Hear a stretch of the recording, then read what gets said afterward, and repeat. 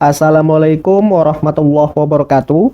Pada video ini kita akan melanjutkan materi kedua dari teks persuasi, di mana pada video ini akan dijelaskan secara lebih lanjut tentang struktur dan kaidah kebahasaan teks persuasi beserta contoh-contohnya. Jadi, struktur teks persuasi adalah berbagai unsur atau bagian yang membangun teks persuasi. Suatu teks dikatakan sebagai teks persuasi yang lengkap apabila terdiri atas susunan yang sistematis berikut ini. Yang pertama, harus ada pengenalan isu. Yang kedua, rangkaian argumen. Yang ketiga, pernyataan ajakan. Dan yang keempat, penegasan kembali. Untuk lebih jelasnya, mari kita bahas satu persatu. Yang pertama, pengenalan isu, yaitu pengantar umum atau penyampaian masalah yang menjadi dasar teks. Dengan kata lain, bagian ini berisi pembukaan yang memberikan gambaran awal tentang isu atau masalah yang akan dibahas. Bisa berupa pengertian, dasar masalah, pengenalan awal, atau sejarah masalah yang melatar belakanginya. Berikut ini merupakan contoh pengenalan isu dari teks persuasi berjudul "Buanglah sampah pada tempatnya", di mana pengenalan isunya berisi tentang definisi permasalahan sampah yang saat ini masih menjadi masalah serius yang harus dihadapi pemerintah Indonesia. Bagian ini juga dijelaskan secara sekilas tentang dampak atau kerugian yang ditimbulkan walaupun hanya menyinggung sedikit, tanpa dijelaskan panjang lebar. Karena namanya pengenalan isu, jadi informasi yang ditekankan pada struktur pertama ini hanya singkat, namun dapat mewakili problematika yang sedang dibahas. Yang kedua, rangkaian argumen, yaitu sejumlah pendapat atau argumen yang terkait dengan isu yang telah diperkenalkan sebelumnya. Bagian ini juga biasanya diperkuat oleh pengungkapan fakta untuk menyokong pendapat ataupun argumen yang disajikan. Berikut ini merupakan contoh rangkaian argumen dari teks persuasi "Buanglah sampah pada tempatnya", di mana argumen yang terbangun dalam teks ini terdiri atas beberapa argumen ataupun pendapat yang saling mendukung satu sama lain. Misalnya, pada potongan teks ini dimulai dari argumen tentang jenis-jenis sampah yang tidak bisa diuraikan oleh tanah. Kemudian, argumen itu dikaitkan lagi dengan argumen lain yang menyatakan bahwa sampah organik yang tidak bisa terurai tidak menjadi alasan bagi seseorang untuk membuang sampah sembarangan. Selanjutnya, dari argumen tersebut terhubung lagi dengan dampak yang ditimbulkan bagi orang yang suka membuang sampah sembarangan, yaitu bisa menimbulkan bau dan mengundang penyakit. Dari beberapa penjelasan itu, kita dapat tahu bahwa ada beberapa argumen yang saling berhubungan. Argumen yang saling berhubungan itulah yang disebut sebagai rangkaian argumen.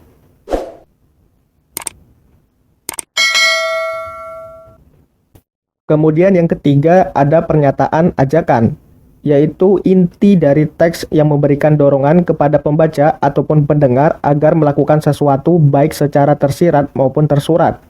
Berikut ini merupakan contoh pernyataan ajakan dari teks persuasi "Buanglah sampah pada tempatnya", di mana ajakannya itu ditandai oleh kata-kata yang disertai partikel lah, seperti buanglah dan hargailah. Penggunaan partikel lah ini secara tidak langsung membentuk kata yang disertainya bernada ajakan. Jadi, kalau kamu ketemu sebuah kalimat, terus ada kata yang disertai partikel lah, maka bisa dipastikan kata tersebut merupakan kata bermakna ajakan. Dengan catatan, kata tersebut berkategori kata kerja. Selain itu, kamu juga harus teliti dalam mengidentifikasi kata-kata tertentu yang bermakna ajakan, seperti ayo, mari, dan seterusnya. Kemudian struktur yang keempat adalah penegasan kembali. Penegasan kembali yaitu menegaskan kembali inti pernyataan ataupun fakta ataupun ajakan yang sebelumnya telah dipaparkan melalui simpulan dan rangkuman untuk memastikan bahwa persuasi telah tersampaikan dan dapat diingat lalu mempengaruhi pembaca ataupun pendengar untuk benar-benar mengikutinya. Berikut ini merupakan contoh penegasan kembali dari teks persuasi berjudul "Buanglah sampah pada tempatnya" tadi, di mana yang ditegaskan kembali pada bagian ini adalah pernyataan yang terdapat pada struktur pernyataan ajakan tadi, yaitu tentang menghilangkan kebiasaan membuang sampah sembarangan, yang selanjutnya dapat meringankan pekerjaan orang-orang yang berjasa menjaga kebersihan. Kemudian pada bagian akhir inti dari teks ini juga mengajak pembaca agar membuang sampah pada tempatnya dan tetap menjaga kebersihan lingkungan. Kemudian kita beralih ke kaidah kebahasaan yang menyertai teks persuasi. Adapun kaidah kebahasaan teks persuasi tersebut adalah sebagaimana berikut ini.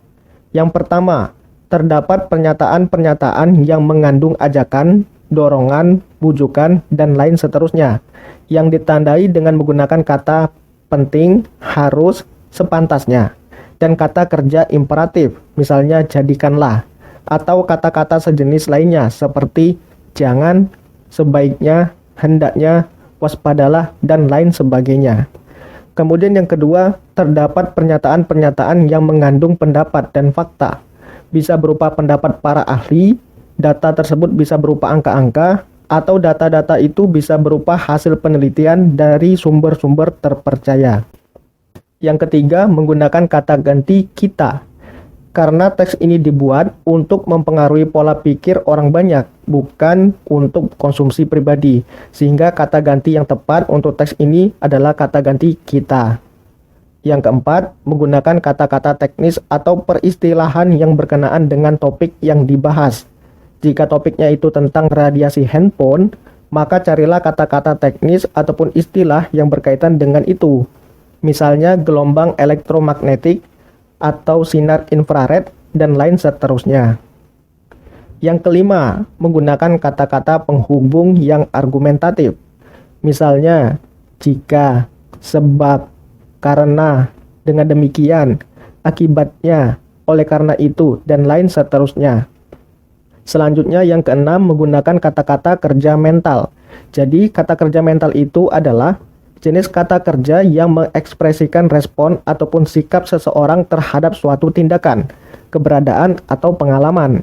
Kata kerja mental juga disebut sebagai kata kerja tingkah laku, yang menggambarkan perilaku ataupun tindakan seseorang ketika menghadapi keadaan tertentu.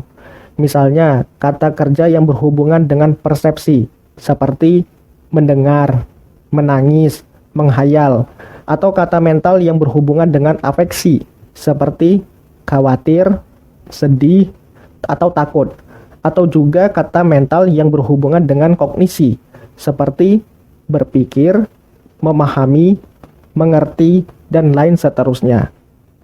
Kemudian yang ketujuh, menggunakan kata-kata perunjukan seperti berdasarkan data bla bla bla bla bla, merujuk pada pendapat bla bla bla bla bla, atau berdasarkan tanggal bla bla bla bla bla, dan lain seterusnya.